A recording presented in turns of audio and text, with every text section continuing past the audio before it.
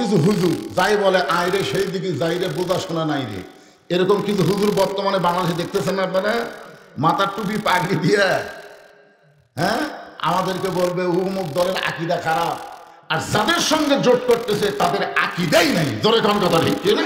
অথচ যাই বলে আইরে সেই দিকে যাইরে বোঝা শোনা নাই রে।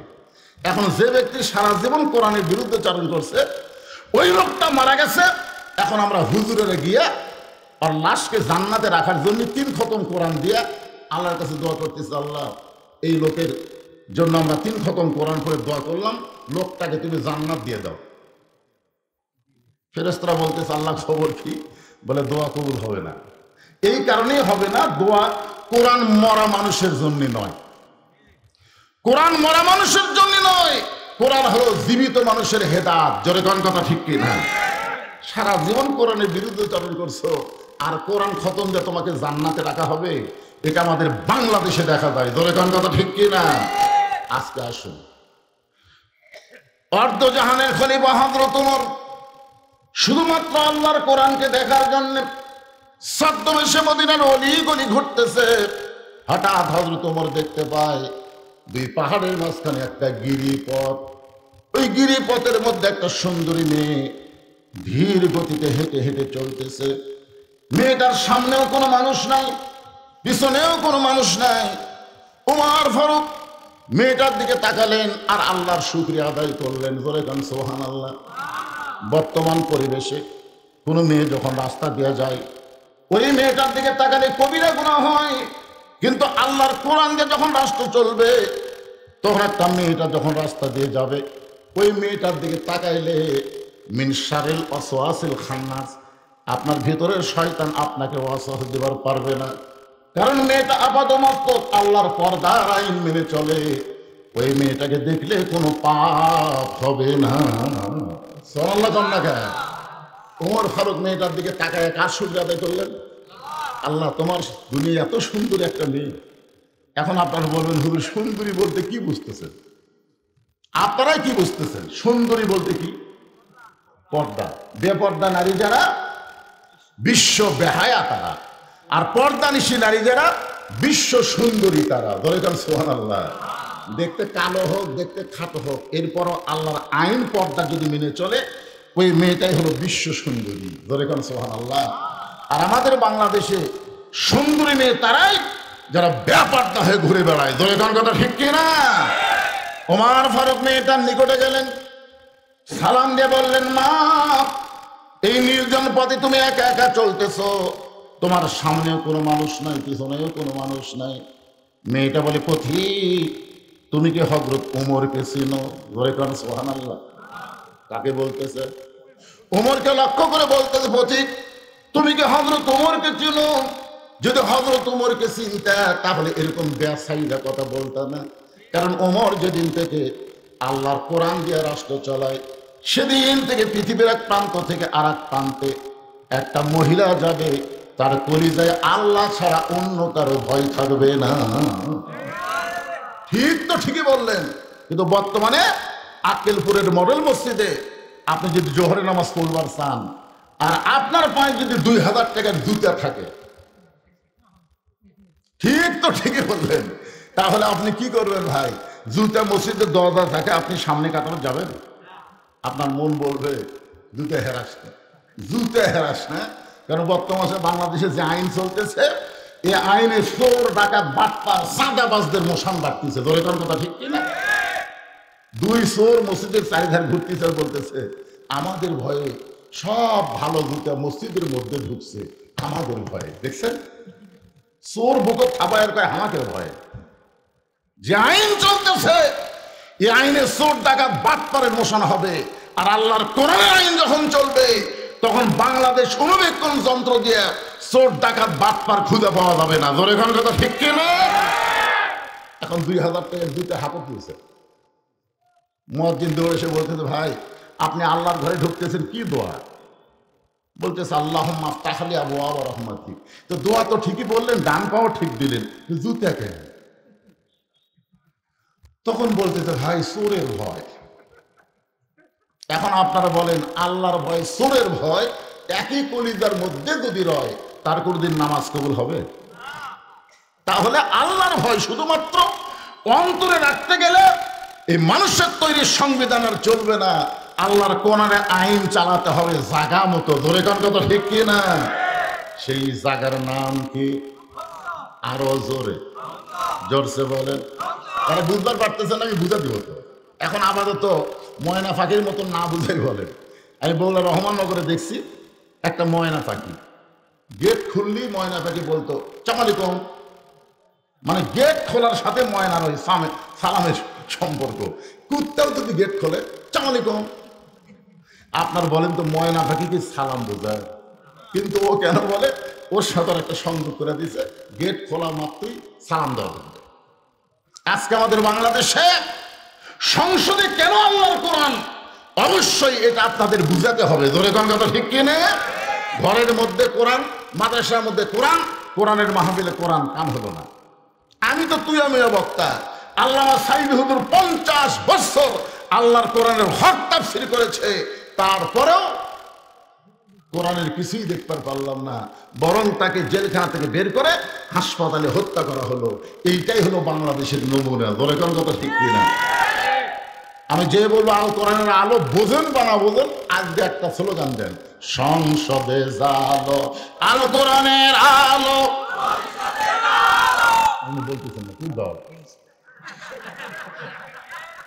আমি বলছি ভাই আপনি ওই বেড়াতে যে দল করেন করেন, অসুবিধা নেই, কিন্তু আমরা সামিয়ানের তলে সবাই কয় দল? মসজিদের মধ্যে চেয়ারম্যান সাহেব আমার সাথে যদি নামাজ পড়ে আর সামনে যদি 4 আঙ্গুল যায়, আমি কি খাড়া হয়ে থাকবো? আমি হাত ধরে টেনে বলবো কাতারও পাই নাই।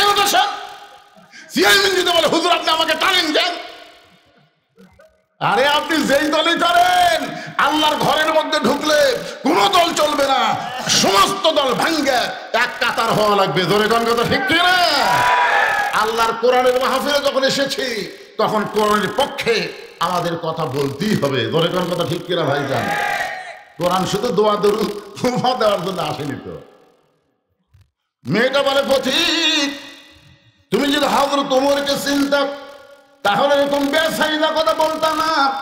ওমর আল্লাহর কোরআনকে যখন থেকে রাষ্ট্র চালায়, তখন থেকে পৃথিবীর এক প্রান্ত থেকে আর এক প্রান্তে একটা মহিলা যাবে, ওই মহিলার পরিবারে কেবলমাত্র আল্লাহ ছাড়া অন্য কারো ভয় থাকবে। ওমর ফারুক বললেন, মা তোমার কথা শুনে আমার খুব খুশি লাগতেছে, কিন্তু তুমি যে ধীর গতিতে চলতেছ, আমার মনে হয় তোমার ভিতরে কোনো দুঃখ আছে। আমার মনে হয় তোমার ভিতরে কি আছে? কোনো দুঃখ আছে। মেয়েটা বলতেছে, আসলেই তাই, আমি একজন দুঃখী নারী। আজকে 6 দিন হলে হযরত ওমরকে আমি খুঁজে বেড়াই। আমি আসলে একজন দুঃখী নারী, আজকে 6 দিন হলে হযরত ওমরকে আমি খুঁজতেছি। ওমর ফারুক বললেন, মা তুমি কি পাগলি নাকি? ওমরকে যদি খুঁজবার চাও তাহলে বঙ্গভবনে যাও, গণভবনে যাও, সংসদ ভবনে যাও, রাষ্ট্রীয় ভবনে যাও। এইগুলো ভবন বাদ দিয়ে তুমি 2 পাহাড়ের মাঝখানে খুঁজতেছো। ওমর কি উর্দুম্বা যে 2 পাহাড়ের মাঝখানে খুঁজলে তুমি তাকে পাবা? মেয়েটা বলে, পথিক তুমি জানো না, আল্লাহর কোরআন যখন থেকে রাষ্ট্র চলবে তখন থেকে নেতাদের খোঁজা লাগবে না, নেতারাই দুঃখী মানুষকে খুঁজে বেড়াবে। ধরে কোন কথা ঠিক কিনা? আজকে নেতা খোঁজা লাগে, গরিবের বন্ধু, সমাজ সেবক, জনদরদি, হাইরে দরদি নেতা ভাই, ভোট দেয় ওই শালার এলাকার নাই। ধরে তোর কথা কার না, আর এলাকার নাই। হঠাৎ মাঝে মধ্যে বেড়াবার আসে, বসন্তের কুকিল মাঝে মধ্যে আসে, যারা দয়া করে ভোট দিছে ওই গরিবের নেতার সাথে দেখা করে ওর কাছে যায়, তাকে চান্সের অত্যাচারে নেতার ধারতি দেওয়া হয় না। এত চান্সে, বুঝলেন, নেতা মানে চান্সে। এখন চান্সের অত্যাচারে নেতার কাছে দেওয়া হয় না। এই নেতারা ভোটের আগে বললো গরিবের বন্ধু, জনদরদি, সমাজ সেবক, এখন ভোট পাইয়া চান্সের অত্যাচারের কাছে দেওয়া যায় না। এটা কোনো নেতৃত্ব নয়। মেয়েটা বলতেছেন, প্রতীক শোনো, আল্লাহর কোরআন দিয়ে যখন রাষ্ট্র চলবে তখন নেতা খোঁজা লাগবে না, নেতারাই দুঃখী মানুষকে খুঁজে বেড়াবে। আমি 6 দিন হলে ওমরকে খুঁজতেছি, আর 1-8 দিনের ভিতরে যদি ওমরকে না পাই তাহলে জায়গা মতো বিচার দিব। বুঝবার পারেন? যদি 7 দিন, আমার সময় কয় দিন? 6 দিন খুঁজেছি, আর 1-8 দিনের মধ্যে যদি উমরকে খুঁজে না পাই তাহলে জায়গা মতো বিচার দেব। যেই বলেছে জায়গা মতো বিচার দেব, ওমর ফারুক হাঁটু গেড়ে বসে গেছে। জায়গা বোঝেন?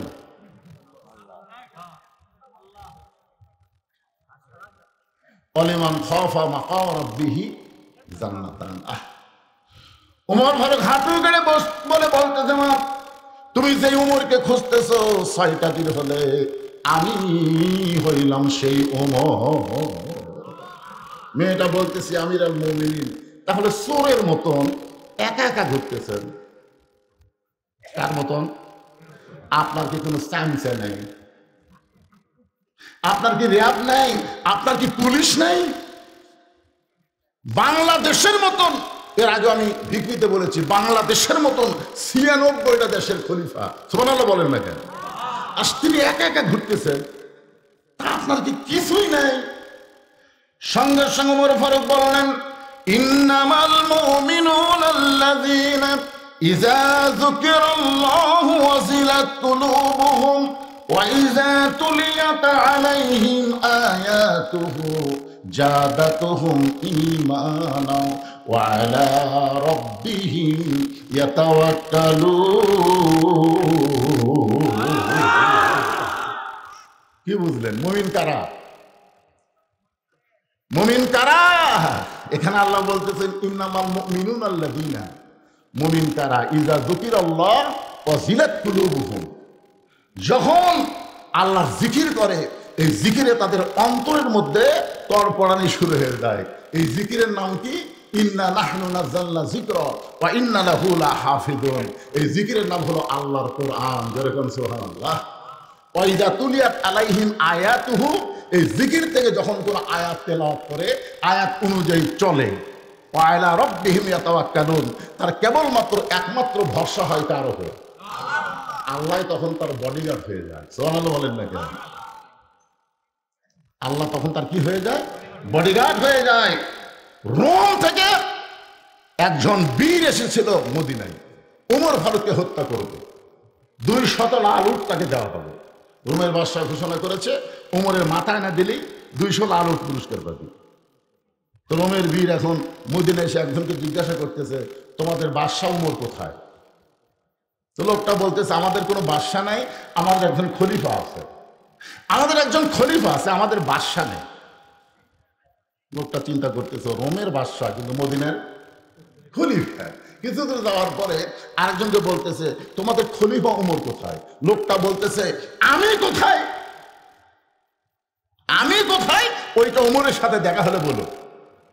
আমার ঠেকা বলেনি উমর কোথায় খোঁজা, বরং আমি কোন জায়গাতে আছি উমর আমার খুঁজতেছে। বলে গেল সুবহানাল্লাহ।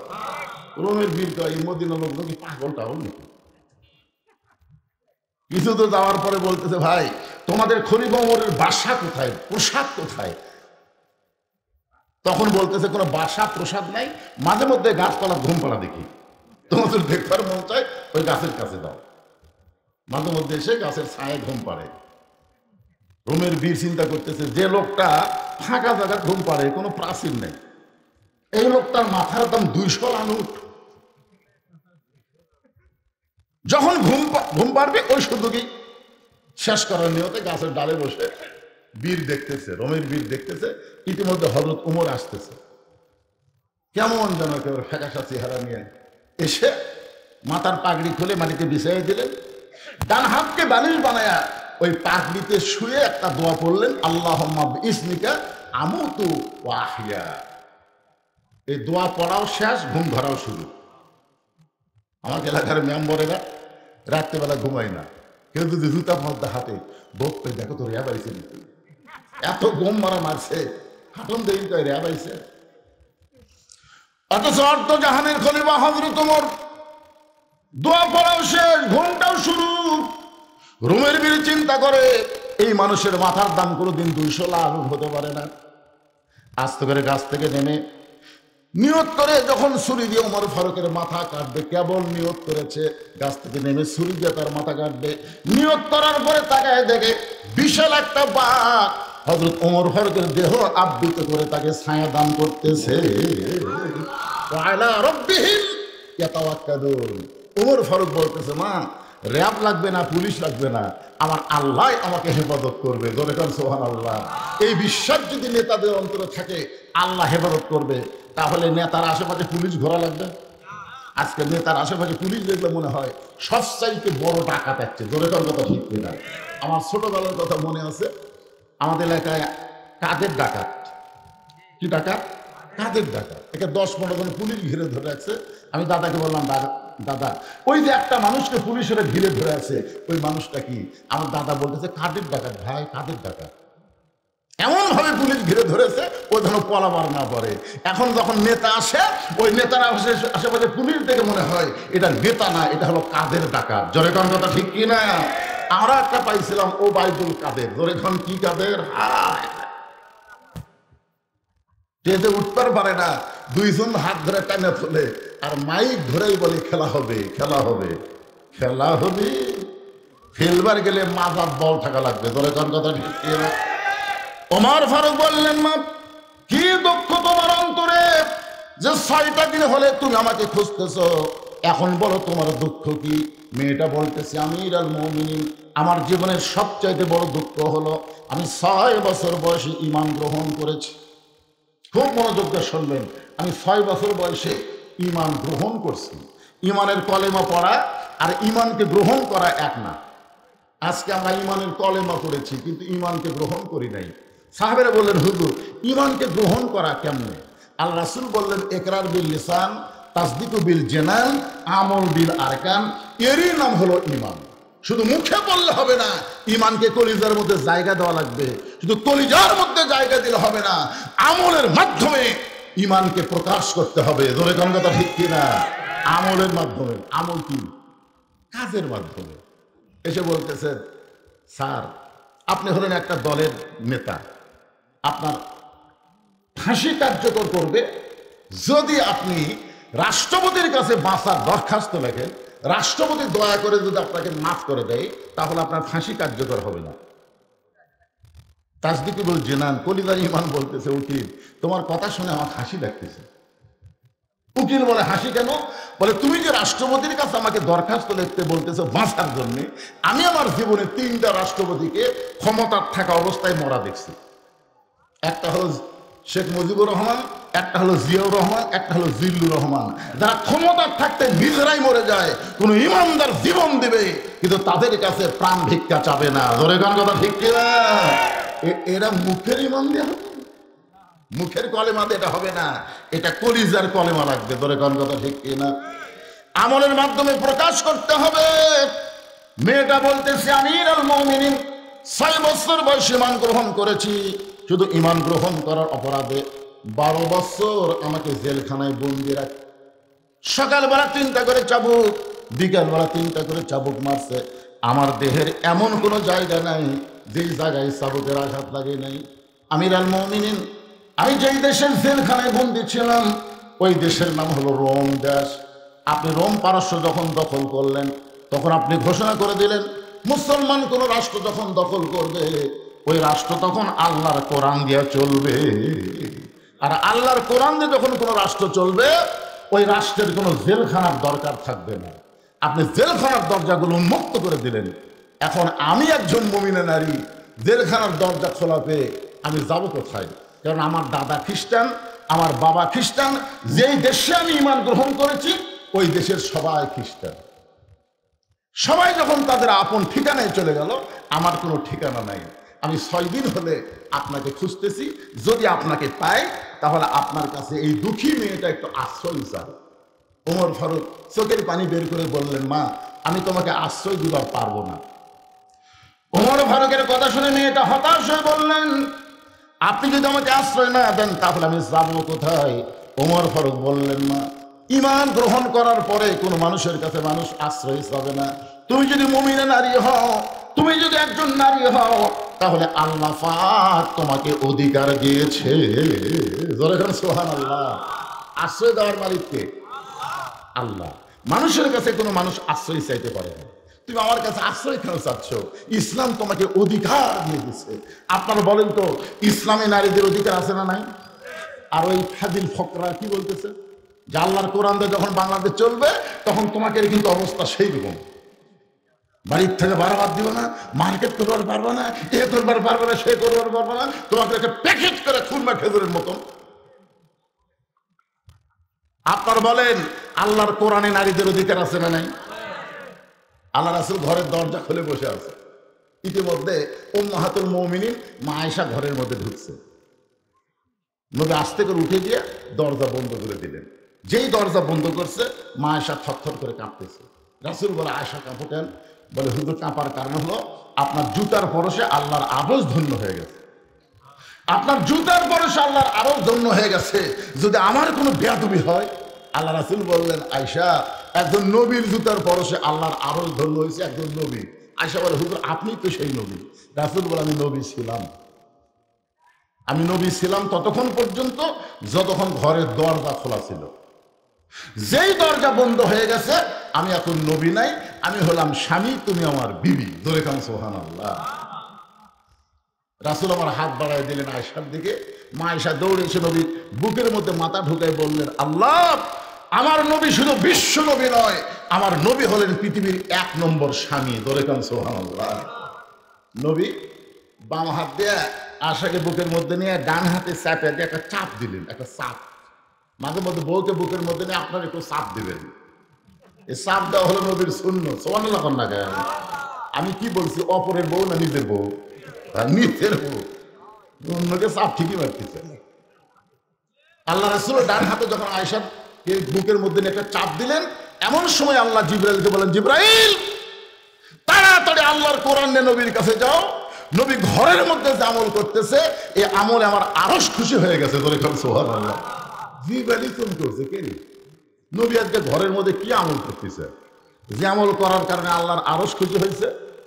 আল্লাহ বললেন, হুন্না লিবাসুল লাকুম ওয়া আনতুম লিবাসুল লাহুন্না।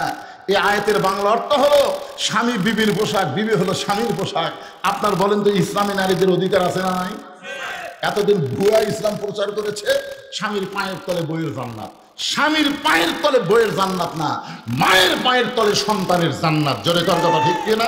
মরদ মানুষের পায়ের তলে কোনো জান্নাত নাই। জান্নাত হলো নারীর পায়ের তলে, সেই নারী যদি মা হয়। এখন আপনারা বলেন তো ইসলামে মায়ের দাম বেশি না বাপের দাম বেশি?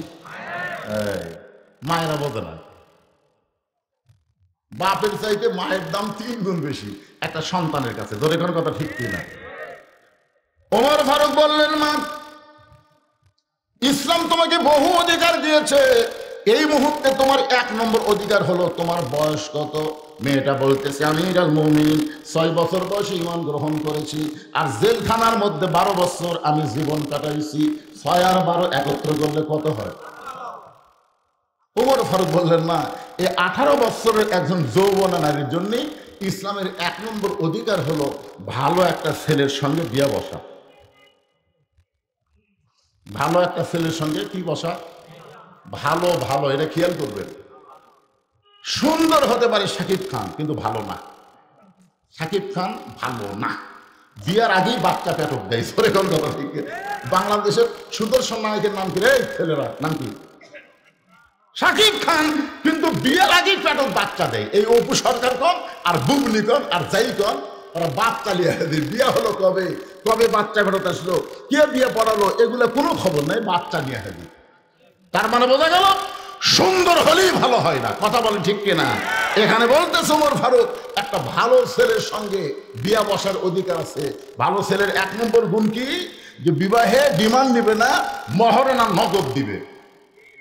বিবাহে কি নিবে না? ডিমান্ড নিবে না। আপনার ডিমান্ড মনে হয় বোঝেন না। মহারণা নগদ। মহারণা দেওয়া হলো ফরজ, আর ডিমান্ড নেওয়া হলো হারাম। জোরে কোন মহারণা দেওয়া কি? এ কথা জোরে কন না কেন? আপনার কি বাকি থিয়া বিয়ে করছেন নাকি? আপনার কেউ বাকি থিয়া বিয়ে করছেন? প্রত্যেকটা দোকানে লেখা আছে আজ নগদ কাল বাকি। তার মানে বাকির নামই ফাঁকি। জোরে কোন বাকির নামই? যারা মহারণা বাকি থিয়া বিয়ে করছেন, শোধ করছেন, এখন এরই উপর যদি ওয়াজ হয় তাহলে অধিকাংশ সব বাচ্চাই তো হালাল দাদা নয়। জোরে কোন কথা ঠিক কিনা? আপনাকে খেপাচ্ছি না, রাগ করাচ্ছি না, একটু মনোযোগ দিয়ে শুনবেন। ওমর ফারুক বললেন, মা, এই মুহূর্তে তোমার কোনো অভিভাবক নাই, তুমি বড় একা হয়ে গেছো। আমার কাছে ভুল করে আশ্রয় চাইছো। আমি তোমাকে একটা ভালো ছেলের খবর দিব, কারণ তুমি তো আর ভালো ছেলে খুঁজতে পারবা না, কারণ তোমার অভিভাবক নাই। আমি বরং তোমার অভিভাবক হইয়া একটা ভালো ছেলের খবর দিচ্ছি, দেখো তো ছেলেটা তোমার পছন্দ হয় কিনা। মেয়েটা বলতেছি আমিরুল মুমিনিন, সে ভালো ছেলের খবর কি? ওমর ফারুক বললেন 30 পারা কোরআনের হাফেজ। আর সুবহানাল্লাহ বাড়ায়, এমবিবিএস ডাক্তার, ইঞ্জিনিয়ার, ব্যারিস্টার। ওরে কি মনে করতেছে? আপনার আশেপাশের মাদ্রাসার কোনো বাচ্চা যখন রাস্তাতে হেঁটে যায়, আপনি জানেন ওর পায়ের তলে ফেরেশতারা নূরের পাখা বিছিয়ে দেয়। সুবহানাল্লাহ না? একটা হাফেজের দিকে তাকান, একটা আলিমের দিকে তাকান, আল্লাহ সগীরা গুনাহ মাফ করে দিবে। একটা ব্যারিস্টারের দিকে তাকান, একটা ডাক্তারের দিকে তাকান, একটা গুনাহ মাফ হওয়ার কোনো রেকর্ড নাই ইসলাম। আর ঠিক কয় না। ওমর ফারুক বললেন ছেলের 1 নম্বর যোগ্যতা হলো 30 পারা কোরআনের হাফেজ, 2 নম্বর যোগ্যতা হলো 6 লক্ষ হাদিসের হাফেজ। 30 পারা কোরআনের হাফেজ, শিক্ষাগত যোগ্যতাকে শোনেন, 6 লক্ষ হাদিসের হাফেজ। ছেলেটার বয়স হলো মাত্র 22 বছর। ছেলেটার বয়স হলো মাত্র 22 বছর। লম্বায় হলো 6 ফুট 2 ইঞ্চি, গায়ের রং ফর্সা, চাঁদের মতন চেহারা। নামটা হলো আব্দুল্লাহ ইবনে ওমর। কার ছেলের খবর দিচ্ছে? ছেলেটার নাম হলো আব্দুল্লাহ ইবনে ওমর। আমার ছেলেটার সঙ্গে তোমাকে বিয়ে দিয়া, তোমাকে আমার বাড়ির বৌমা বানায়া আমার বাড়িতেই তোমাকে অধিকার দিবার চাই। জোরে কান সুবহানাল্লাহ। তোমাকে আমার কি বানায়া? জোরে কান কি? খেতলাল আক্কেলপুর আর আমার কাহাবতি একই। আমাদের এলাকায় বেটার বউকে বৌমা কয়। আমি 3-4 বার বৌমা করলাম, সবাই আপনারা বৌমা বলতেছেন, কিন্তু আমার বাম পাশে একটা সভাপতি ছিল, ওই আর কথা কয় না। আমি সভাপতিকে বললাম, সভাপতি সাহেব সবাই বৌমা বলতেছে, বেটার বউ বৌমা হয়, আপনার কি বেটা নেই? হুজুর 2টা আছে। বিয়ে কি এখনো করানি? করাছে হুজুর। তো বৌমা খন না কেন? হুজুর আপনার ওয়াজ অনুযায়ী তো বউ পাইনি। আমার 2 বেটার বউ বৌমা হয়নি, এরা 2 জন আছে বউ দাজ্জাল। আজকে প্রায় বাড়িতে বৌমা পাওয়া যাচ্ছে না, বউ দাজ্জাল পাওয়া যাচ্ছে। জোরে কোন কথা ঠিক কিনা? কথা কান না এখন ভাইজান। বউ দাজ্জাল। আগে বেটা ভালোই ছিল, কিন্তু বিয়ে করার পর থেকেই বেটা ভিন্ন হওয়ার চায়। একদিন বাপ মা বলতেছে, কে রে তোর তোর কেউ নেই, আমরাই তোর বাপ মা, আমাদের ছেড়ে তুই ভিন্ন হওয়ার চাস কেন? বউ সবসময় কান গরম করে দেয়, তোমাদের সঙ্গে থাকতে পারবো না, আমি ভিন্ন হয়ে গেলাম। আপনারা বলেন তুই কার বুদ্ধিতে ভিন্ন হচ্ছে? বউয়ের বুদ্ধিতে। আপনারা বলেন যে বউ বাপ মা থেকে তার স্বামীকে ভিন্ন নিয়ে করে নিয়ে যায়, ওটা কি বউ মা হয় না বউ দাজ্জাল হয়? আপনাকে ঘরে ঘরে কোনটা বাসেন? দাজ্জাল বাসেন না মা বাসেন? দরকার হলে বউ দাজ্জাল বাদ দিয়ে বেটাকে আর একটা বিয়ে করান। কিন্তু দাজ্জাল যেই বাড়িতে থাকবে, এই বাড়িতে কোনো রহমত বরকত থাকবে না। ধরে কোন কথা ঠিক না? ওমর ফারুক বললেন, মা আমার আব্দুল্লাহর সঙ্গে তোমার বিয়েটা দিয়া তোমার বাড়িতে আমার বৌমা বানায়া আমার বাড়িতেই তোমাকে অধিকার দিবার চাই। মেয়েটা মুস্কি মুস্কি হাসতেছে বোরকার ভিতরে।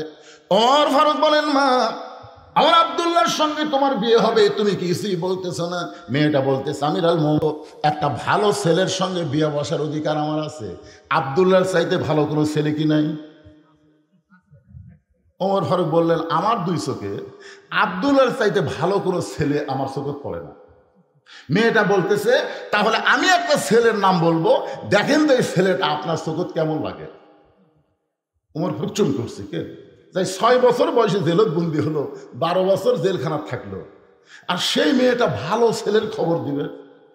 ওমর ফারুক বললেন, না তাহলে বলো তোমার কাছে ভালো ছেলের খবর কি? মেয়েটা বলতেছে, বাবার নাম হলো হযরত আলী, মায়ের নাম হলো খাতুনে জান্নাত ফাতেমা, নানার নাম হলো বিশ্বনবী মুহাম্মদ রাসূলুল্লাহ, তার নাতি হলো হোসাইন। এখন বলেন আপনার আব্দুল্লাহ ভালো না হোসাইন ভালো? যেই বলতেছে এখন আপনি বলেন আপনার আব্দুল্লাহ ভালো না হোসাইন ভালো? উমর ফারুক বললেন, মা সাইদুস শাবাবে আহলুল জান্নাহ হাসান হোসেন রাদিয়াল্লাহু তাআলা আনহুমা কানা রাসূলুল্লাহ, আল্লাহর নবী বলেছেন জান্নাতি যুবকদের সর্দার হবে 2 জন, একটা হাসান আর একটা হোসাইন। তাহলে যারা যুবক, এই যুবক যারা কোরআনের মাহফিল করতেছ, তোমরা কি হাসান হোসেনের জীবনে জানো? অথচ এই হাসান হোসেন হবে জান্নাতি যুবকদের সর্দার। তোমরা যদি জান্নাতে যাবার চাও, হাসান হোসেন সম্পর্কে জানার দরকার আছে না নাই? দরকার আছে না নাই? খালি কোরআনের মাহফিল করতেছ, কি জন্য হাসান, কি জন্য হোসেন? আল্লাহ কেন বললেন লিয়াবলুয়াকুম আইয়ুকুম আহসান আমালা? কেন বললেন? সঙ্গে ওমর ফারুক বললেন, মা তুমি যে হোসেনের কথা বলতেছো, আমার আব্দুল্লাহর চাইতে 1000 গুণ ভালো। মেয়েটা বলতেছে, তাহলে আপনার আব্দুল্লাহর চাইতে 1000 গুণ ভালো যদি হোসেন হয়, সেই হোসেন থাকতে আমি অন্য কোনো আব্দুল্লাহর সঙ্গে বিয়া বসবো না। আপনি যখন বলেছেন ভালোর সঙ্গে বিয়ে বসার অধিকার আছে, তো ভালো থাকতে এটা কেন? ওমর ফারুক মেয়েটাকে নিরাপদ আশ্রয় দিলেন। পরন্ত বিকালবেলা হযরত আলীর দরজায় গিয়ে সালাম দিলেন, আসসালামু আলাইকুম ইয়া আহলাল বাইত। পুরো বাড়ির দরজা দিয়ে সালাম দেওয়া কার সুন্নত? জোরে বলেন, কার সুন্নত? এটা কি ভোটের আগে না ভোটের পরে?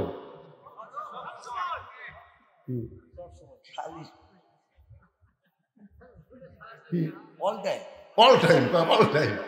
আমাদের এক নেতা গাড়ি চড়ে আসতেছে, আমার দেখার জিনিস তো, আমি অনেক কিছু যেটা দেখি সেটা ওয়াজের মধ্যে বলি। নেতা ড্রাইভারকে বলতেছে গাড়ি থামা। ড্রাইভার বলতেছে, স্যার কি জন্যে? বলো ওই যে মানুষ আসতেছে। ড্রাইভার বলতেছে, না স্যার ওরা তো ফকির। ভোটের আগে পাগলা, ফকিরও স্যার হামুতে। গাড়ি যে ব্রেক করছে, নেতা গাড়ির থেকে নামা সালাম দিচ্ছে, আসসালামু আলাইকুম। ফকির খেলে চারিদিকে পায়। নেতা বলতেছে, কি দেখেন? বলে আমি দেখতেছি কাক সালাম দিলেন। আপনাকে দিলাম, ভিক্ষা করে খায়। ভোটের আগে ফকিরও তো হামুতে। এখন এমন কতগুলো নেতা দেখা যাবে খালি সালাম দরে কর কথা ঠিক না। এই সালাম শুধু ভোটের আগে দিলে হবে না, সব সময়।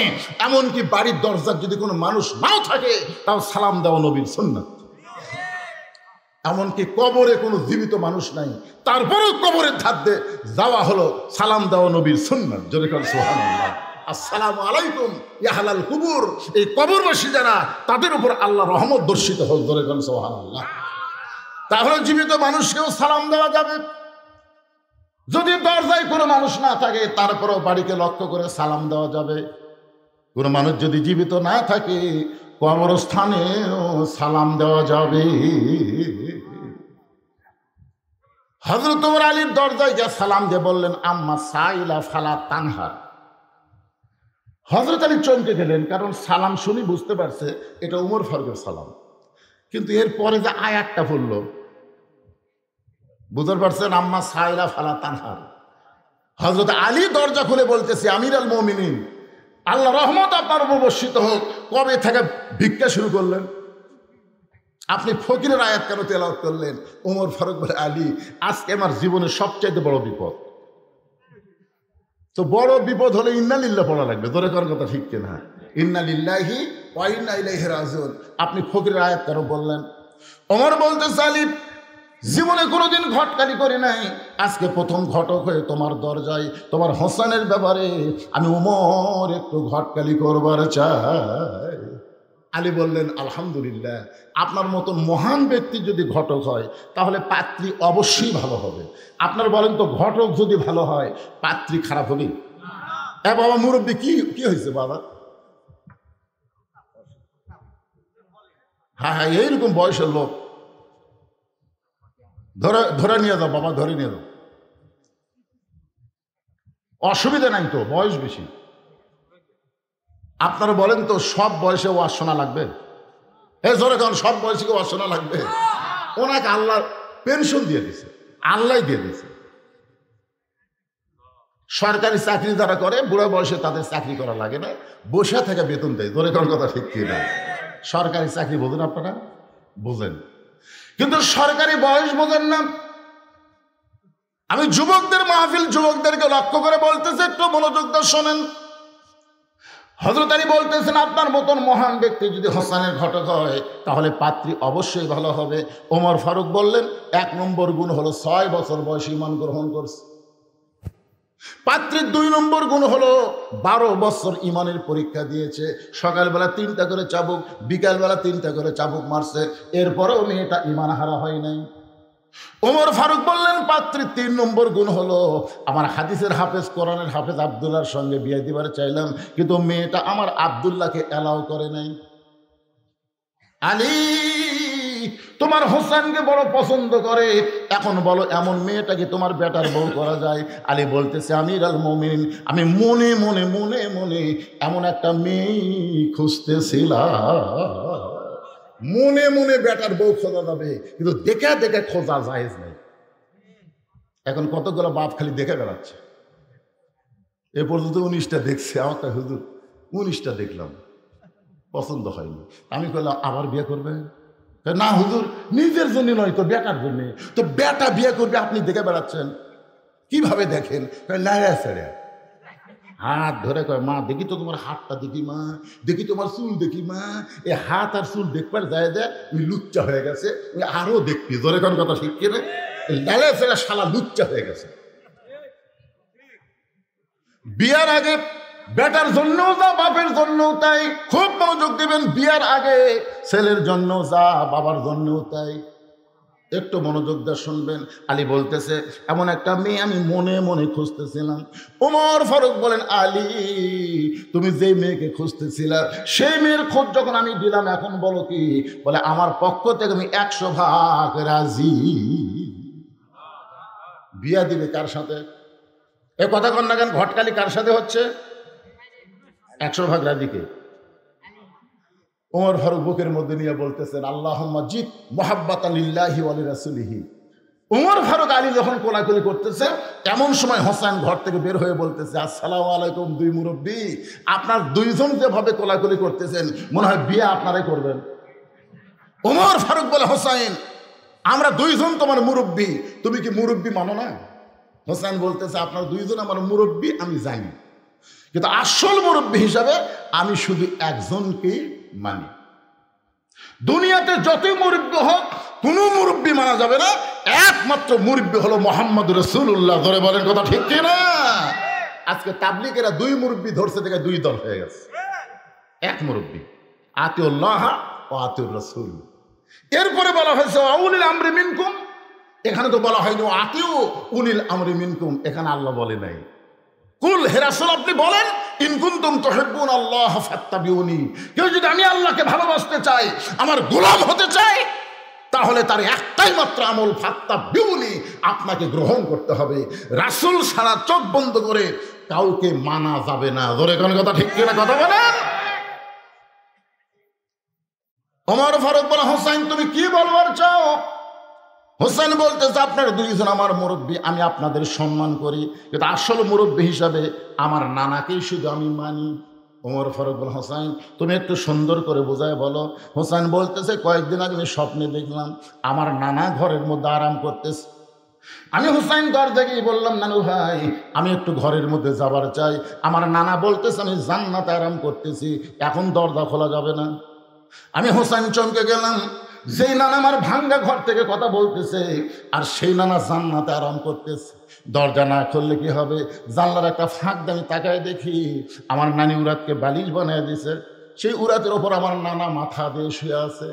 নানি আমার চুলের মধ্যে বিলকি কাটতেছে। আমি রাগ করে বললাম নানু ভাই নানির উরাতকে বালিশ বানায় শুয়ে থাকলে কি জান্নাতে থাকা যায়? আমার নানা বলে হোসেন রে তুই ছোট্ট মানুষ, তুই বুঝবি না, তোর নানির মতন বউ যদি কেউ ঘরে পায় ওই ভাঙ্গা ঘরটা আল্লাহর জান্নাত হয়ে যায়। তোর নানির মতন বউ যদি কেউ ঘরে পায় ওই ঘর ভাঙ্গা হলেও আল্লাহর জান্নাত হয়ে যায়। তাহলে দুনিয়াতে আপনার ঘর যদি জান্নাত বানাবার চান, ভালো একটা বইয়ের দরকার আছে না নাই? জোরে জন আছে না নাই? আজকে সারাদিন কাজ কাম করি, বাড়ির যায় শান্তি নেই, অশান্তির আগুন দাউ দাউ করে জ্বলতেছে অনেকের বাড়িতে। জোরে কর কথা ঠিক কন ঠিক কেন ভাইজান? হোসেন বলতেছে আমি সেই দিন থেকে সিদ্ধান্ত নিয়েছি বিয়ে যদি করতে হয় নানা যেমন বিয়ে করছে আমি তেমন বিয়ে করব। কারণ বাবা আপনি আমার বড় ভাইকে বিয়ে করাছেন, আপনি তার খবর জানেন। তালি বলতেছে কি হয়েছে? বলে আমি কিছুদিন হলে দেখতেছি বড় ভাই হাসান গোপনে গোপনে কান্দে। আমি তার কান্না ধরে একদিন বললাম ভাই কি জন্য কান্দেন? তো বলা যাবে না, তুই ছোট মানুষ, তো বলা যাবে না। আমি জোর করে বললাম, বড় ভাই কি জন্য কান্দেন? আমার ভাই বলল, তোর ভাবি ভালো না, তোর ভাবি ভালো না। হাসান দাদার বইয়ের নাম হলো জায়দা। জোরে বলেন নাম কি? বিয়ে করার পর থেকে হাসান রাদিয়াল্লাহকে অত্যাচার করতেছে, যার কারণে গোপনে গোপনে কাঁদতেছে। আজকে যারা ঘরের মধ্যে খারাপ বউ আছে, তাদের গোপনে গোপনে কান্না আছে না নাই? জোরে কান আছে না নাই? আমার ভাই যেমন ঠকছে বিয়ে করে, আমি আমার ভাইয়ের মতন ঠকতে চাই না। আমার নানা যেমন জিতেছে, আমি নানার মতন বউ চাই। জোরে কোন সুবহানাল্লাহ। দৌড়ে গিয়া বাবার হাত ধরে বলতেছেন, বাবা আপনি সত্যি করে বলেন তো, আমার মা আপনার কেমন বউ ছিল? আপনি যেমন আমার মাকে বউ করে শান্তি পাইছেন দুনিয়ায়, আমার নানা যেমন বিয়ে করে শান্তি পাইছে দুনিয়ায়, আমি হোসাইন তেমন একটা মেয়েকে বিয়ে করতে চাই। ওমর ফারুক বলে, হোসাইন আমি যে মেয়েটার ঘটকালি করতেছি বাবা, ওই মেয়েটাকে তুমি বিয়ে করো। তোমার নানির মতন তোমার নানা যেমন বউ পাইছে, তোমার বাবা তোমার মাকে যেমন বউ পাইছে, তেমন একটা বউ পাইবা। হোসেন বলতেছে, আপনার কথা মতো আমি বিয়ে করতে পারবো না। ওমর ফারুক বললেন, তাহলে কি বলতে চাও? হোসেন বলতেছে, আমি মনে মনে সিদ্ধান্ত নিয়েছি, আমি এমন একটা মেয়েকে বিয়ে করব যে মেয়েটা আমার 3টা প্রশ্নের উত্তর দিবার পারবে। জোরে কান সুবহানাল্লাহ। ওমর ফারুক বলে, আলী হোসেন যে 3টা প্রশ্ন করবে, এই প্রশ্ন সম্পর্কে তোমার জানা আছে? আলী বলতেছে, আমি জীবনের প্রথম শুনলাম। ওমর ফারুক বলে, আমিও তো প্রশ্ন জানি না, যেই প্রশ্ন আমিও জানি না তুমিও শোনো নাই, সেই প্রশ্নের উত্তর মেয়েটা কেমনে দিবে? আমার ঘটকালে আল্লাহ কবুল করে নাই। ওমর ফারুক কানতে কানতে মেয়েটা যেই ঘরের দরজায় গিয়ে বলতেছে, মা আমার আব্দুল্লাহকে বিয়ে কর, তোর জীবন শান্তিময় হয়ে যাবে। মেয়েটা বলতেছে, আমার কোনো আপত্তি নাই, কিন্তু আপনাকে একটাবার বলতে হবে আব্দুল্লাহ হোসেনের চাইতে ভালো। শুধু একটাবার যদি বলেন আব্দুল্লাহ হোসেনের চাইতে ভালো, তাহলে আমার কোনো আপত্তি নেই। ওমর ফারুক বলে, আমি কেমনে বলবো মা, কারণ হোসাইন আব্দুল্লাহর চাইতে 1000 গুণ ভালো, তাহলে হোসেন ভালো থাকতে খারাপ আব্দুল্লাহকে আমি বিয়ে করতে পারবো না। ওমর ফারুক বললেন, মা হোসেন সেই মেয়েটাই বিয়ে করবে যে 3টা প্রশ্নের উত্তর দিবার পারবে। এখন তুমি বলো, তুমি কি 3টার উত্তর দিবার পারবা? যেই প্রশ্ন আমি ওমর কোনোদিন শুনি নাই, যেই প্রশ্ন তার বাবা কোনোদিন জানে না, তাহলে তুমি কেমনে উত্তর দিবা? মেয়েটা বলতেছে, আমিরাল মুমিনিন, হোসেন কি 3টা প্রশ্ন করবে আমি জানি না, তবে আমার ঈমান বলতেছে আমি না পারলেও আমার আল্লাহ পারাবে। বর্তমানে গোটা বাংলাদেশ ওয়াজ করে যেইটুকু বুঝতে পারতেছি, আমার ঈমান বলতেছে আগামীতে আল্লাহর কোরআন বাংলাদেশের সংসদে দেখা যাবে। ঈমান ঈমান ঈমান। আপনাকে ঈমানের খবর কি? এই মাশাআল্লাহ, বোঝা গেল এখানেও ঈমান ভালো আছে, কারণ এখনো পুরাপুরি বুঝে বলেই নাই, তাতে তাকবীর শুরু হয়ে গেছে। লিল্লাহি তাকবীর। কি বুঝতেছে? সেই জেলায় আগামীকাল আরেক জেলায়। আমি গতকাল ওয়াজ করছি নওগাঁ জেলার শেষ প্রান্তের রাজশাহী শুরু, তার আগে ওয়াজ করছি দিনাজপুরের নবাবগঞ্জ। এক এক দিন এক এক রাতে এক এক জেলায় ওয়াজ করতেছি, প্রতিটা জায়গায় গিয়ে দেখতেছি মনে হয় ইমানের একটা ভাব চলে এসেছে। আর এই বাংলাদেশ থাকবে না, আগামীতে আল্লাহর কোরআনের বাংলাদেশ হয়ে যাবে। ধরে কান কথা ঠিক কিনা? মেয়েটা বলতেছে, আমিরুল মুমিনিন হোসেন কি 3টা প্রশ্ন করবে আমি জানি না, তবে আমার ঈমান বলতেছে আমি না পারলেও আমার আল্লাহ পারাবে। হাসিনা যেইভাবে আমাদেরকে কবজা করেছিল, অনেক মুরব্বীকে আমি জিজ্ঞাসা করেছিলাম খবর কি, বলে আমার জীবনে হাসিনার পতন দেখতে পাবো না, এমনভাবে দুর্বল হয়ে গেছিল ঈমান। কিন্তু আবু সাঈদ যখন রংপুরে প্রথম জীবন দিল, তখন থেকেই বাংলা মানুষের ঈমানের পাওয়ার বেড়ে গেল। ধরে কোনো কথা ঠিক না? মানুষ মরলে ঈমান বাড়ে, এইটা বাংলাদেশের আবু সাঈদ শুরু করে দিয়েছে। এটা যদি ভিডিও না থাকতো তাহলে কিন্তু ঈমান বাড়তো না। ভিডিও মার মার, রে 2 হাত বাড়ায় বলতেছে মারো। তখন পুলিশ মনে করছে এক একটা গুলি করলে উই দৌড় মারবি, গুলি করছে উই আরো 1 ধাপ সামনে আছে, মানে আবার গুলি করছে, আর 1 ধাপ সামনে আসে, গুলি খায়, ও মারে বাবারে, কোনো শব্দ নাই। 3য় গুলি যেই করছে, তখন একজন বন্ধু এসে দৌড়ে এসে ধরছে, ও তখন টলে পড়ছে। বাংলাদেশের মুসলমানকে দেখাই দিল, দরকার হলে জীবন দিব, কিন্তু বাতিলের সঙ্গে কোনো আপোষ করা চলবে না। ধরে কোন কথা ঠিক কিনা? হ্যাঁ, ইমানের দাবি যদি কুরবানি হয়, সেই দাবি ঘরে বসে থাকা নয়। ইমানের দাবি হলো কিছু বিনিময়, সেই বিনিময় যদি কলিজার ঘাম হয়, সেই ঘাম দিতে যেন তৈরি থাকি। ওগো দয়াময় আমার আল্লাহ দয়াময়। কোন দিকে তাকে থাকেন? এটা ইমান। বক্তা ওয়াজ করতেছে, কোন দিকে তাকে আছেন? ইমানের দাবি হলো অগ্নি শিখা, বাতিলের বিরুদ্ধে জ্বলতে শিখা, সে আগুনে জ্বলে জ্বলে দিব ইমানের পরিচয়। ইমানের দাবি ঘরে বসে থাকা নয়। মেয়েটা বলতেছে, আমিরুল মুমিনিন হোসেন কি 3টা প্রশ্ন করবে আমি জানি না, কিন্তু আমার ভেতরের ইমান বলতেছে আমি না পারলে ওকে পারাবে। ওয়ালা রব্বিহিম ইয়াতাওয়াক্কালুন, আল্লাহর প্রতি ভরসা করছে। এখন বলেন তো, আল্লাহর প্রতি কেউ যদি ভরসা করে, আল্লাহ তার সাথে আছে না নাই? আল্লাহ কোরআনে বলেছেন, অহুয়া মা কুম আইনা মা কুনতুম, বান্দা তুমি নিজকে অসহায় মনে করো না, আমার প্রতি ভরসা করলে আমি আল্লাহ তোমার সঙ্গে থাকবো। ধরে কোন সুবহানাল্লাহ। একটু আরেক জায়গায় আল্লাহ বলেছেন, ইন্নাল্লাহা মা'আস সাবিরিন, ধৈর্যশীলদের সঙ্গে কে আছে? তা আপনারা যখন কোরআনের ওয়াজ শুনতেছেন, আপনাদের মনের মধ্যে শয়তান ওয়াসওয়াসা দিচ্ছে, কিন্তু আমরা তো কোরআন সংসদে চাই না, এ হুজুর তো যে হারে ওয়াজ করতেছে আমাদের বিরুদ্ধে ওয়াজ করতেছে না। আপনি ধৈর্য নিয়ে শোনেন, তারপরে বুঝবেন মুসলমান হয়ে যদি আমরা মরতে চাই, আল্লাহর কোরআনের বিকল্প কোনো রাস্তা নাই। জোরে কোন কথা ঠিক কিনা? আপনি কি মরছেন? জোরে কোন মরছেন? কিন্তু মরাটা তো মুসলমান হিসেবে মরা লাগবে ভাই। এই জন্য একটু ধৈর্য নিয়ে মনোযোগ দিয়ে শোনেন। ওমর ফারুক এক দৌড়ে আইসে হযরত আলীর বাড়িতে। কিছুক্ষণ আগে যে লোকটা কাঁদতে কাঁদতে চলে গেছে, সেই লোকটা আবার ফিরে আসছে। আরে জিজ্ঞাসা করতেছে, এখন আপনি গেলেন মন খারাপ করে, এখনই ফিরে আসলেন কেন? বলে তারিখ করার জন্য। হোসেন বলতেছে, কিসের তারিখ? কিসের তারিখ? বলে বিয়ের তারিখ না, বিয়ের তারিখ না। তুমি মনে করো না তুমি যেভাবে খেদায় দিছ, আমি উমরের এত সাহস নাই যে তোমার বিয়ের তারিখ করবার আইছি। তাহলে কি জন্য তারিখ করবার আইছেন? বলে তুমি যে 3টা প্রশ্ন করবা, সেই প্রশ্নের উত্তর দেওয়ার তারিখ। আলী বলতেছে, যেই প্রশ্ন আমিও জানি না, আপনিও জীবনে শোনেন নাই, আর সেই প্রশ্নের উত্তর দিবার পারবে? ওমর ফারুক বলতেছে, আলী মেয়েটা এমন কথা বলেছে যেই কথা শুনে আমারও ঈমান বেড়ে গেছে। ধরে কোন সুবহানাল্লাহ। আমার মায়েরা যারা পর্দার অন্তরে আছেন, একটু মনোযোগ দিয়ে শুনবেন।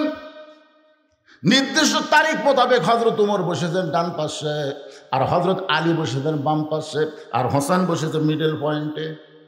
এটা হলো বসার কথা বললাম। আমার চেয়ারম্যান সাহেব যেমন বসেছে, আমার ভাই যেমন বসে আছে, 2 জন 2 ধারে আছে না নাই? যেরকম আছে না নাই? এখানে আরো অনেক অতিথি ছিল, তারা কিন্তু নাই। তারা সুযোগ বুঝে পলান দিছে। তোর এখন কথা ঠিক কিনা? চেয়ারম্যান সাহেব প্রধান অতিথি, ইচ্ছা করলেও তিনি এখান থেকে যাবার পারতেন, কিন্তু তিনি আমারে কইছেন, হুজুর একটু ধরে ওয়াজ করা লাগবে। তার মানে বোঝা গেল তিনি ধৈর্য নিয়ে বসে গেছেন। তোর এখন সুবহানাল্লাহ। ধৈর্যের সঙ্গে কে আছে? আল্লাহ কোরআনে বলেছেন, ইন্নাল্লাহা মা'আস সাবিরিন, ধৈর্যশীলদের সঙ্গে আল্লাহ নিজেই থাকি।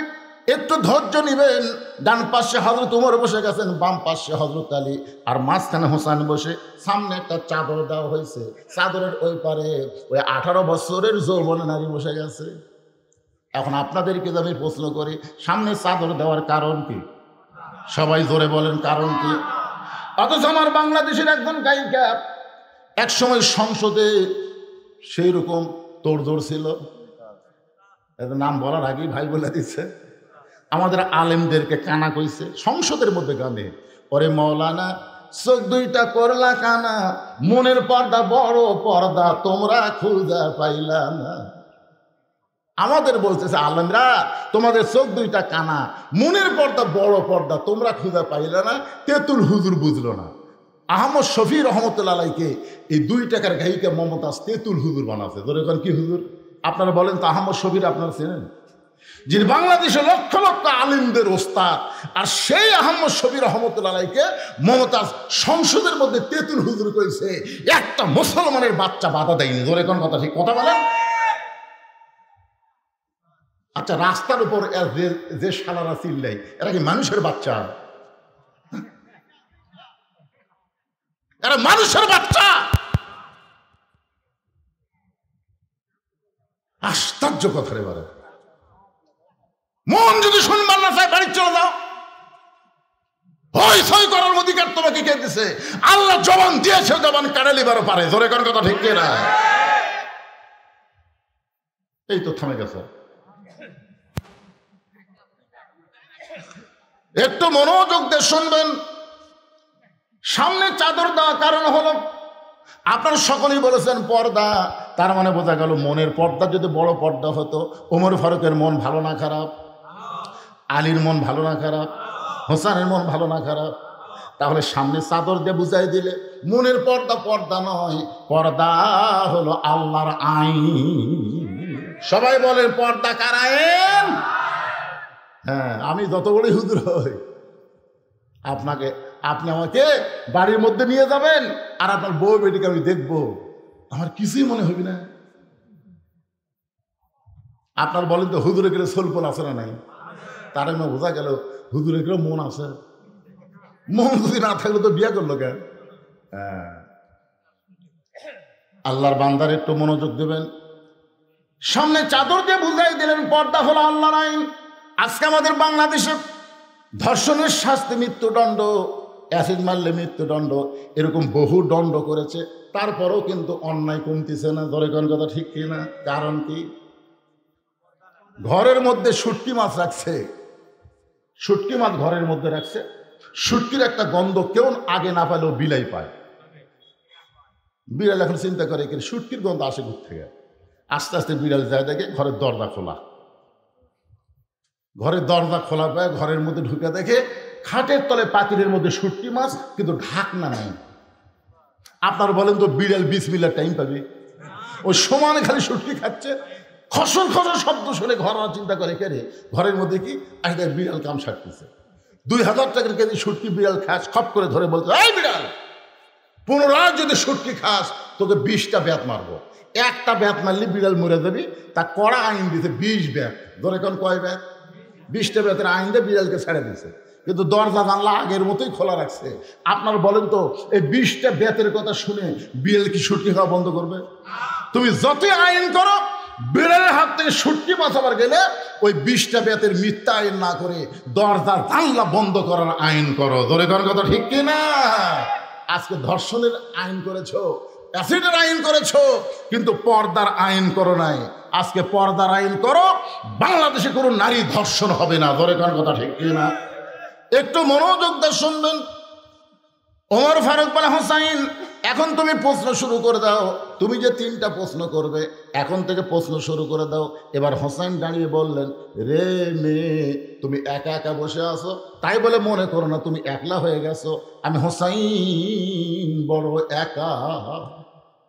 মনোযোগ দিয়ে শুনবেন। তুমি একা একা বসে আছো, তাই বলে মনে করো না তুমি একা, বড় আমি হোসাইন বড় একা হয়ে গেছি। ওমর ফারুক বলে, হোসাইন, তোমার ডান পাশে আমি বসে আছি, বাম পাশে তোমার বাপ বসে আছে, এরপরে তুমি একা কেমনে হলা? সঙ্গে সঙ্গে হোসেন বলে, এ মেয়ে, আমার 2 পাশে 2জন মহামানব দেহ নিয়ে বসে আছে, কিন্তু এই 2 মহামানব মনে মনে তোমার পক্ষ নিয়েছে। আপনার বলেন তো হাসিনার সময় যে দিনের ভোট রাতে হলো, ড্যামি নির্বাচন হলো, নির্বাচন কমিশনার কি নিরপেক্ষ ছিল?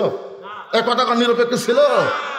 সবাই বলতেছিল নিরপেক্ষ নির্বাচন কমিশনার, কিন্তু নির্বাচন কমিশনার মনে মনে একটা দলের পক্ষ নিয়েছিল। ধরে করার কথা ঠিক না? 18 সালে বিএনপি মাত্র 6টা আসন পেল। একসময় হাসিনা বলল ভিক্ষা দিছি, 6টা আসন কি দিছি? ভিক্ষা দিছি। তার মানে বোঝা গেল নির্বাচন কমিশনার নিরপেক্ষ ছিল না, একটা দলের পক্ষ ছিল। ওমর ফারুক বলেন তো মনে মনে কার পক্ষে? জোরে বলা লাগবে, কার পক্ষে? হযরত আলী কার পক্ষে? কিন্তু বসে আছে ছেলের দিকে। এখানে বুঝাই দিল যে বিবাহের আগে মেয়েটার কাছে ওমরও যাইতে পারবে না, আলীও যাইতে পারবে না। হোসেনের কাছেও যেমন, আমাদের 2 জনের কাছেও তেমন। ধরে কোন সুবহানাল্লাহ। এবার ওমর ফারুক বলে, হোসাইন, তাহলে কি এখন প্রশ্ন শুরু হবে? হোসেন বলে, রে মেয়ে, আমার 1 নম্বর প্রশ্ন হলো, আমার মাকে তুমি জানো? হযরত আলী বাম পাশ থেকে চুমকে উঠছে, কেন আমি ছেলের সঙ্গে আছি, আর ছেলে বাপের কথা না বলে মায়ের কথা কেন বলতেছে, যে আমার মাকে তুমি জানো? খুব খেয়াল করবেন, এমন প্রশ্ন করেছে, উত্তর দেওয়া খুবই সহজ, খুবই সহজ। আমার মাকে তুমি জানো? আমি কোন মায়ের সন্তান? ফাতেমা সম্পর্কে আমাদের সবার জানা আছে না নাই? এজরে করে আছে না নাই? সেই কারণেই হোসেন বলতেছে, আমার মাকে তুমি জানো? আমি কোন মায়ের সন্তান? সঙ্গে সঙ্গে পর্দার ওপার থেকে মেয়েটা বলে, হোসাইন আমি আপনার মাকে চিনি। প্রশ্ন করেছে জানো? সঙ্গে সঙ্গে মেয়েটা বলতেছে আমি আপনার মাকে চিনি। এই উত্তর শুনে ওমর ফারুক জিহ্বাত কামড় দিয়েছে।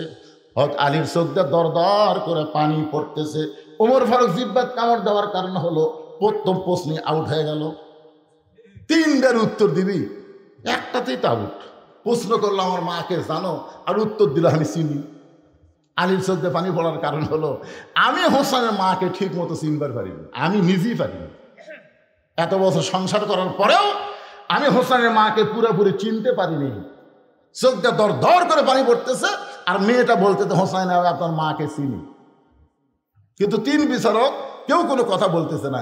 একসময় মেয়েটা বলে, হোসেন আপনি প্রশ্ন করলেন, আমি উত্তর দিলাম, উত্তর হলো কি হলো না, তিন বিচারকের এক বিচারকও কিছুই বলেন না। ওমর ফারুক বলতেছে কেমনে হবে? তোমাকে প্রশ্ন করলো কি আর তুমি উত্তর দিলে কি? হোসেনের মা ফাতেমা সম্পর্কে দুনিয়ার সমস্ত মানুষ জানতে পারে, কিন্তু চিনতে পারে এই খবর কেউ বলতে পারবে না। বেপর্দা নারী যারা, সমাজের সবাই চিনবে তারা। ধরে কোন কথা ঠিক কিনা? আপনার গ্রামত কার বউ কেমন সুন্দর এটা আপনার বলে পারেন তো? পারবেন না। 4-5 জন এক জায়গায় বসে সব বাহাস লাগছে, কে আমাকে পাড়ার মধ্যে সবচেয়ে সুন্দরী বউ কার রে? তখন বলতেছে উমুকে। না না না, তুই ঠিক মতো দেখিস, ওই পাড়ার ওর বউ সবচেয়ে সুন্দর। তাহলে তোমরা তো অপরের বউ সুন্দরের কথা বলতেছে কেমনে? এর বউ সুন্দর সবচেয়ে বেশি, এ কথা জানার পেছনে কারণ হলো ওই মেয়েটা বেপর্দা। বেপর্দা নারী যারা, সমাজের সবাই চিনবে তারা। ধরে কোন কথা ঠিক কিনা? আপনারা বলেন তো ফাতেমা কি বেপর্দা?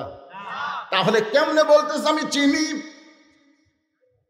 আলীর চোখ দিয়ে দর দর করে পানি পড়তেছে।